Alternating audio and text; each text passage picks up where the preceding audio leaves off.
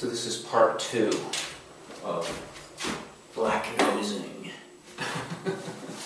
That's my term. I can't wait to see what kind of trouble I get in for every dared to make a joke like that. It's not a joke. It's a takeoff on brown nosing, you know.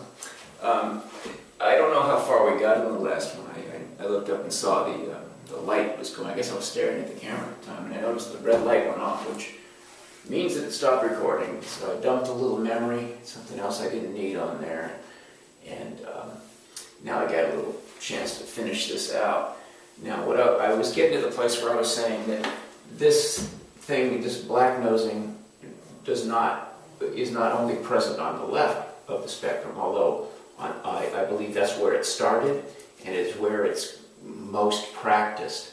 But it's also obvious on the right. If for no other reason, then the right is forced to prove that they have black people and that they like black people. They're forced continually to prove it because they're always being called racist. I mean, the Tea Party has been called racist from day one. I've never seen any indication or heard anything that the Tea Party has ever said that has anything at all to do with race. They're not into immigration issues. They're not into any of this stuff. They are, these constitutionalist type guys. They're obsessed with taxes and tariffs and the central bank and things like that. They're very much like, they're kind of like Civil War reenactors who took it to the next level. And so there's sort of like Revolutionary War reenactors. I don't mean to diminish them. Many of them are very bright and well-intentioned people, but certainly racism is not a factor that I've ever seen. But they were immediately called racist and have been consistently called racist by the flamethrowers on the left from their very inception, because that is the way that the left tries to shut everybody down. You throw the curse word at them, and the curse word is racist, among others. So the Republicans have had to do this weird dance of trying to find which credible conservatives are available to them, and those people are treated like royalty, really.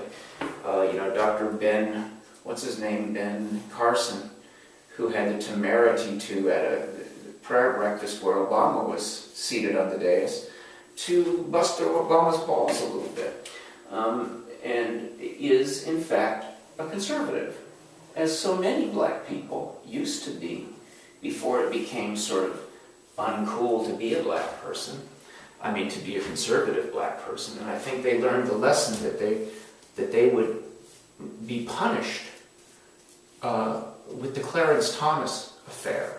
That's really what I started checking out of the Democratic Party when I saw that, the shit they put him through because he dared to be other than a liberal, other than a Democrat. And they talk about him being a house Negro or whatever, or a mouthpiece for the white masters. Well, he's the guy that was refusing to be a mouthpiece for the white masters, who in this case were the Democratic Party. We're saying, we're using you. You're part of our platform, black people. You will behave. You will be black. And, the way that we say you will be black, which means aggrieved and in need of government help, or we will hang you, like he said an electronic lynching. At the time, I didn't really understand what he meant by that, but I understand now. And I couldn't understand that. What's going on with this? Well, I get it now. You gotta they found their approved black person to go after their unapproved black person. And it's been going on ever since. The liberals try to own black people. The Democrats try to own the black vote and have done a bang-up job at that, largely through the systematic disempowering of them by convincing them that they are being victimized or shortly will be. That is a way to disempower people, and you get a sort of society-wide Stockholm syndrome. where, you know, you're now going to bond with your captors, and your captors in this case are the Democratic Party. But you see it over on the right, this overreaction every time you get a possible credible black conservative. This guy can get on every AM talk radio show. You know, you write an article where you come out as a black conservative, you're going to get national coverage as much as you want if you are credible. If you're an embarrassment, not so much. But if you're credible and well-spoken, you are in, baby. And that's a type of racial overreaction. I think it's crazy. The good thing about it is most of those people are saying, what I'm saying is that the last thing we want to be doing is teaching people how to be institutionalized victims, how to relate everything current back to something of previous grievance. It would be as if the Jews stayed in Germany and just wanted nothing but endless reparations, and to do that again and again and again. And there has been some of that, but at a given point, you must put your energy into forward momentum rather than trying to escape the problems of now with sort of past references. And I'm going to reference this once again. So it's really a terrible shame. I'm sometimes, right before someone calls me a racist and unfriends me, they, in great outrage, say, "You're saying there's no racism in America?" Of course I'm not saying that. I've never said that. I think there's racism in everybody at all times, including black people, including Asians. There's racism at all times everywhere because we are tribal beings, and like all other mammals, where our main job is to survive, and anybody who looks a little bit different is potentially a threat. So, you gotta suss people out and once you see that they're kind of just like us, the racism goes away very quickly.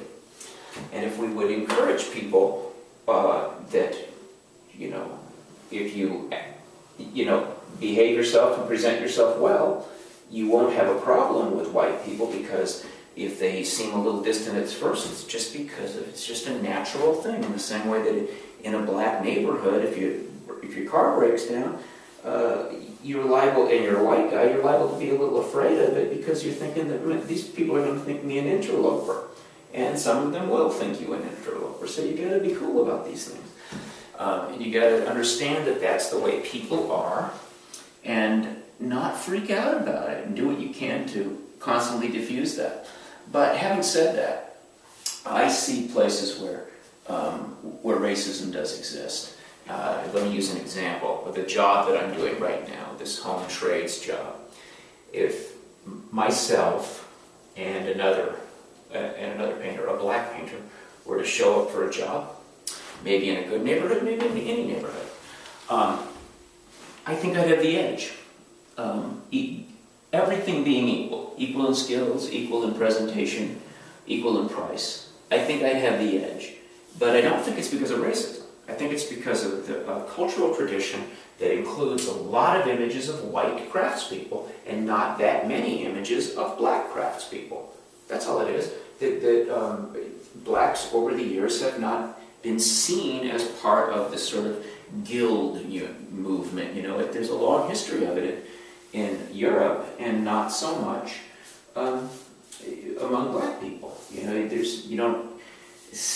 This old house isn't peopled with black house painters and whatever, and there just hasn't been a lot of cultural images of it.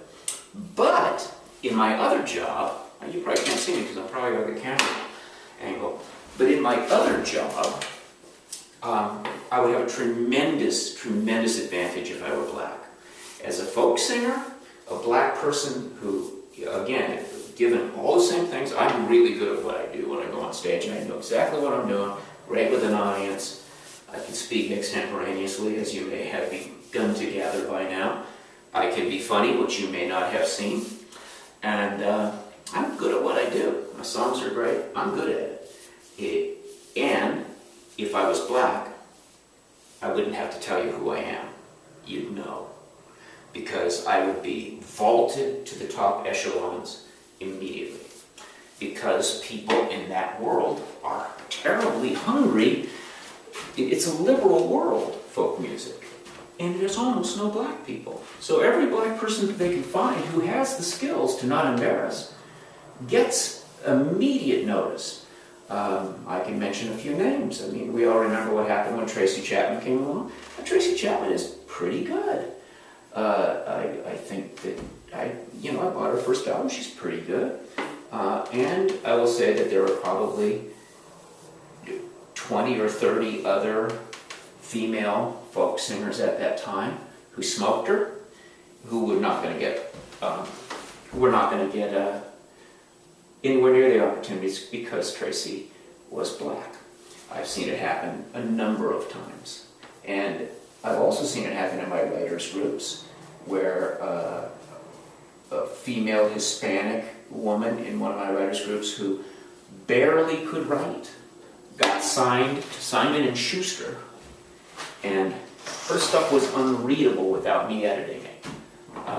But she was a good-looking, young Hispanic.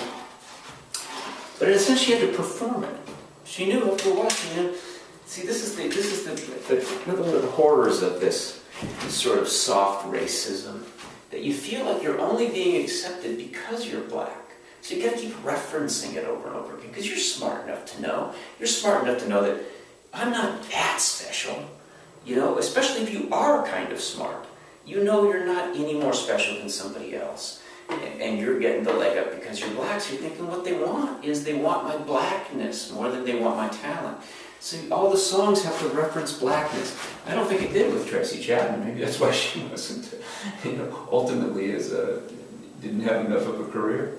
But it certainly was happening with this female Hispanic writer that I knew. I mean, she had to write as a female Hispanic. That's what she was being called upon to be. It wasn't to do with her writing. Just one other quick anecdote. I used to go to I've done stand-up comedy, and I used to go to a place to do an open mic called Bliss in Hollywood. And it was almost all black comics that were there. And it was a rough place to go. But I would watch these black comics, and every one of them were, because they were learning their craft. None of them was at the top. And comics go to open mics a lot and try new material. But the preponderance of the material had to do with the difference between black people and white people. And it also had to do with mocking and making fun of white people. And, those racist crackers. Well, I'd go down there, and, I don't take anything personally. But one day I went down there, and I said, well, okay, let me try this. And I went on stage and said, wow, kind of tired out right now. I got up this morning, and I had to get online and check all my stocks and find out how my millions are doing. And then I had to run down to the bank and sign a couple of papers for all that property I own. And finally I had to rush just so I could get over here and be with y'all. And I hardly had any time today to oppress the black man, which I know I'm supposed to be doing. So, I'm just going to ask you guys, and until my schedule lightens up, if you wouldn't mind oppressing yourselves for a while, I greatly appreciate it. I'm just a little swamped, and something like that. And they were like, what is this white boy doing? And then, one started laughing, and they all started laughing, and they knew I was having them on. Because they're not serious. They didn't know any oppression. They were working an act. They know among what they were looking to do was get on the Def Comedy Jam. And in order to do that, you've got to be appropriately black. Now, there are a number of comics now that are departing from that and are not constantly racially referential. But for a while there, that's the only way in. You're being treated like a trained animal. That if you are not, it's like if you were in a zoo and you were a lion that snarled a lot, people would come from all over to see you. If you're just a lion that lays there all the time like that, it's like, okay, well, this one's got his spirit broken. But if you're if you're going to be really lion-y, then you're on, then you're going to be a star among the lions. And people learn pretty quick that, geez, they want us to be black. They want us to be aggrieved, even if we're not aggrieved anymore. We'd rather just get on with it. And, someone's going to read this and go, you can't speak for black people. And I'm not speaking for anybody but myself. But I know that I don't get very far when I spend all my time looking for somebody that's trying to keep me down. Because the people are not like that. And what I said earlier about even given the house painter thing, if a person came referred and was black and was a house painter, even if you didn't know very many black craftspeople, if they came well referred by other people that had the work done, you'd overlook it because you just want to get the best job done. But a lot of people thinking that if I'm facing some rejection, it's not like anybody really wants my job. They'd much rather have the black folks at your job I talked about. But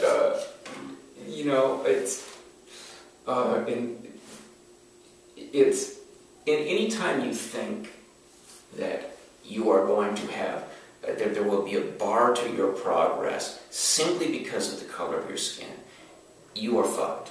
You are messed up. So anybody who continues to put that in your place is fucked. So anybody who is an actual racist and is going to keep you out is a bad person.